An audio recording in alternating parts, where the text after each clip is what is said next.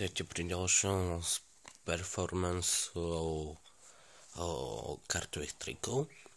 Teraz vám predvediem trik, ktorý vymyslel Aaron Fisher a volal sa Search and Destroyed by Aaron Fisher. Dobre, ideme na to. Zoberieme dvoch červených kráľov. Červení králi zatiaľ nie sú potrební. Teraz od vás chcem, ste si zobrali hociakú kartu. Hociakú. Dajme tomu tu. Pozrite si ju a položte ju trebárs sem. Dobre. Položte ju trebárs sem. Karta sa stratila niekde v balíčku. Balíček. Ako možno vidieť, že ho sprestriem. Jednu kartu položím sem.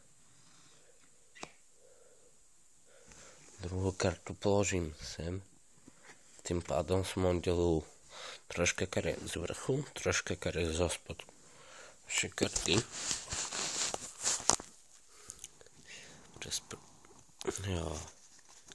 Chytím.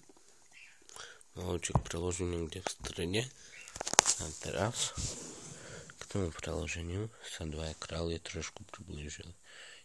Teraz z vrchu oddelím z vrchu oddelím jedného kráľa, vidíte? Tam približne 10 kariet. Teraz zoberiem druhého kráľa, položím ho sem. Raz. Preložím. Tak, posledné preloženie. A dvaja králi sa spalmovali, či sandvičovali v jednej karte. Je to ona?